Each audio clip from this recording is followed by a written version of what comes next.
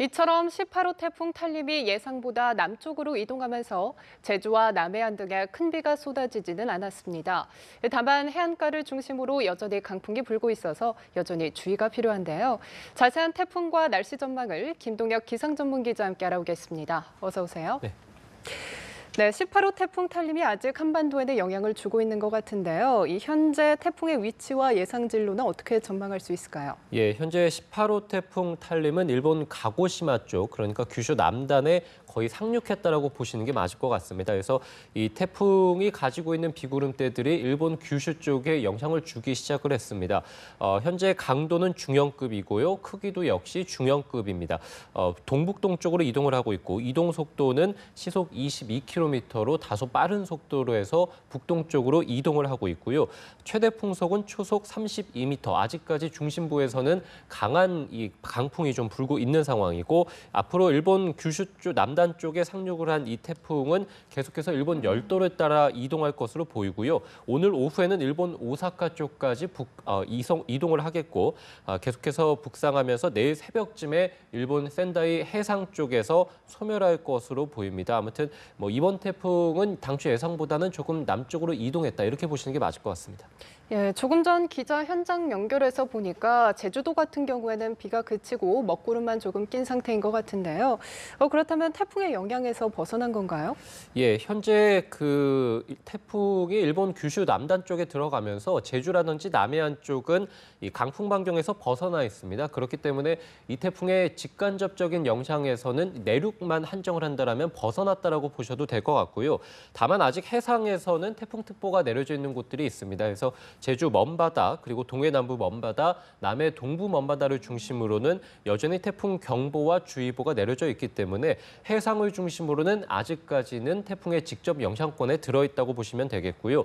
그 밖에 내륙에서도 강풍주의보가 아직 내려져 있는 곳들이 있습니다. 그래서 경북 영덕군과 울진군, 경북 포항과 경주, 경남 거제시 등에는 아직까지는 강풍주의보가 내려져 있기 때문에 계속해서 강풍에 대한 대비가 필요하겠고요. 부산과 울산에 내려져 있던 강풍주의보는 조금 전인 8시를 기해서 해제가 됐습니다.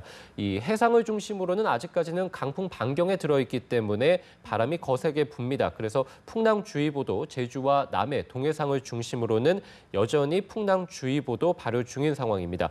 또 해상을 중심으로는 제주도 해안 그리고 남해안은 오늘까지, 동해안은 당분간에 너울로 인한 파도가 굉장히 좀 높게 일 것으로 보이기 때문에 너울성 파도에 대한 대비도 좀 필요하겠고요.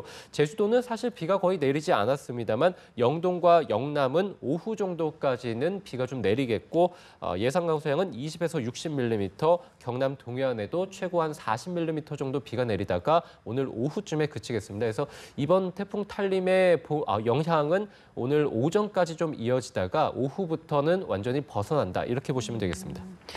애초에는 굉장히 큰 비가 쏟아질 거라는 전망이 있었는데 예상보다 많이 오진 않았거든요. 예상과 달랐던 이유는 뭘까요?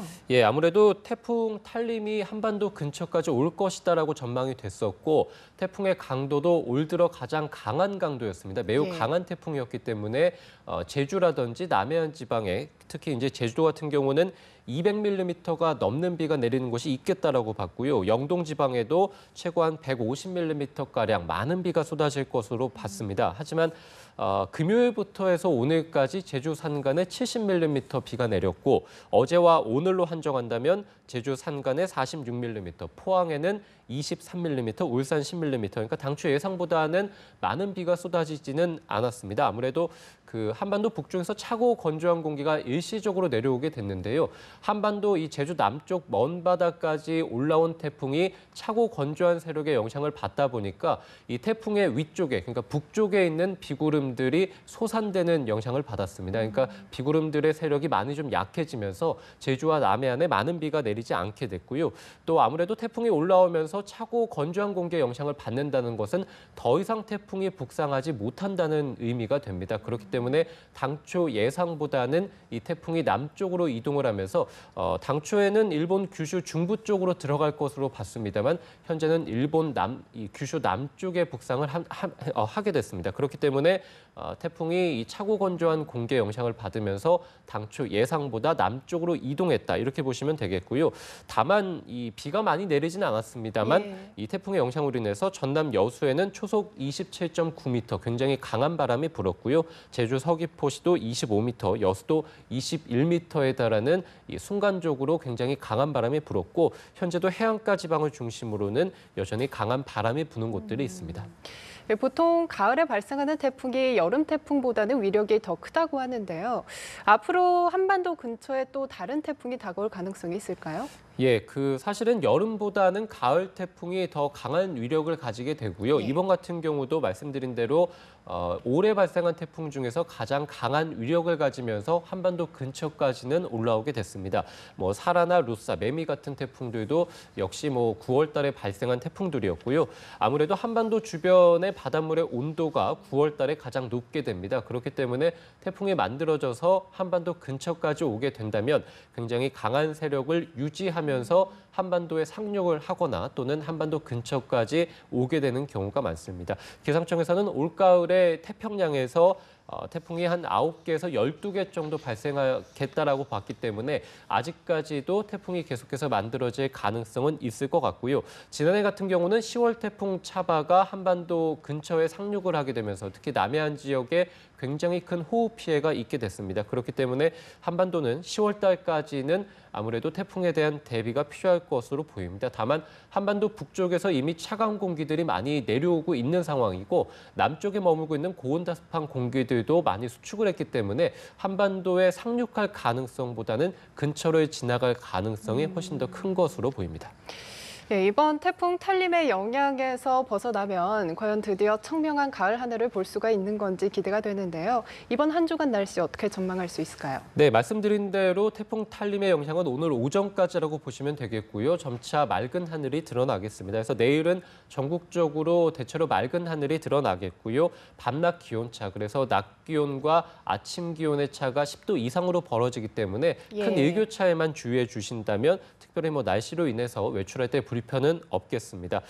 이제 모레, 그러니까 화요일 오후부터 해서 수도권에 비가 좀 내리기 시작을 할 텐데요. 점차 이제 밤에 충청 지방까지 확대가 되겠습니다만 하루 정도 내리고 그치기 때문에 이후 수요일부터 다시 또 큰 비 소식은 없겠습니다. 가끔 구름만 끼는 굉장히 청명한 가을 하늘이 드러날 것으로 보입니다. 다만 우리가 이제 기상학적으로의 가을은 평균 기온이 20도 밑으로 떨어질 때를 의미하게 예. 되는데요. 기상청에서는 9월 달과 10월 초까지도 평년보다는 기온이 좀 높겠다라고 보기 때문에 기상학적인 가을은 평년보다는 조금 늦게 시작할 가능성은 있을 것 같습니다. 기상청에서는 또 27일에 설악산에서 단풍이 좀 시작할 것으로 보고 있기 때문에 아무래도 이번 달 중하순부터 해서 본격적인 가을 날씨가 시작되겠습니다. 예, 알겠습니다. 지금까지 김동혁 기상전문기자와 함께 날씨 알아봤습니다. 고맙습니다.